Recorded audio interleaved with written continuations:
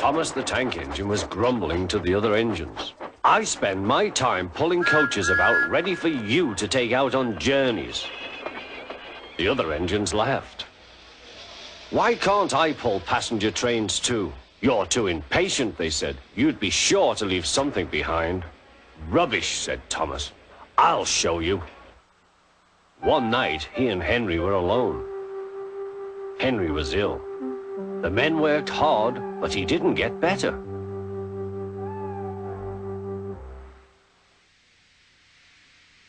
He felt just as bad next morning. Henry usually pulled the first train, and Thomas had to get his coaches ready. If Henry is ill, he thought, perhaps I shall pull his train. Thomas ran to find the coaches. Come along, he fussed. There's plenty of time, they grumbled. Thomas took them to the platform and wanted to run round in front at once. But his driver wouldn't let him. Don't be impatient, Thomas. Thomas waited and waited. The people got in, the conductor and station master walked up and down, the porter banged the doors, and still Henry didn't come. Thomas got more and more excited. Sir Topham Hatt came to see what was the matter, and the conductor and the station master told him about Henry. Find another engine, he ordered. There's only Thomas, they said. You'll have to do it then, Thomas. Be quick now. So Thomas ran round to the front and back down on the coaches ready to start. Let's not be impatient, said his driver. We'll wait till everything is ready. But Thomas was too excited to listen. What happened then, no one knows. Perhaps they forgot to couple Thomas to the train, or perhaps the driver pulled the lever by mistake. Anyhow, Thomas started without his coaches.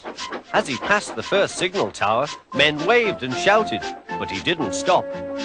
They're waving because I'm such a splendid engine, he thought importantly. Henry says it's hard to pull trains, but I think it's easy. Hurry, hurry, hurry, he puffed, pretending to be like Gordon. People have never seen me pulling a train before. It's nice of them to wave, and he whistled. Peep, peep, thank you.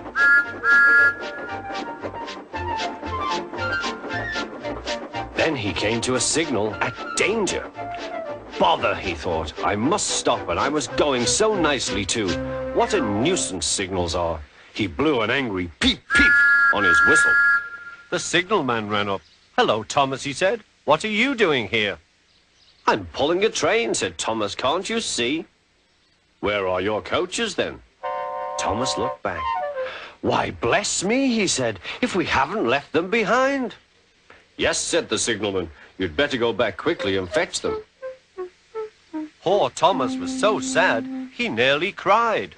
Cheer up, said his driver. Let's go back quickly and try again.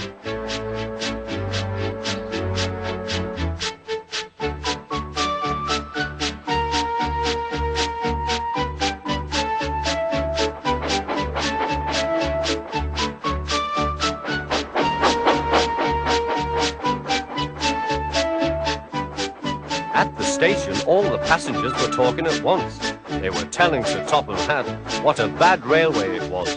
But when Thomas came back, they saw how sad he was and couldn't be cross.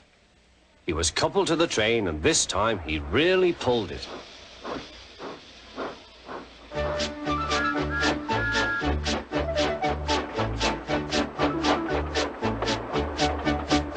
Afterwards, the other engines laughed at Thomas and said, Look, there's Thomas who wanted to pull a train, but forgot about the coaches. But Thomas had already learned not to make the same mistake again.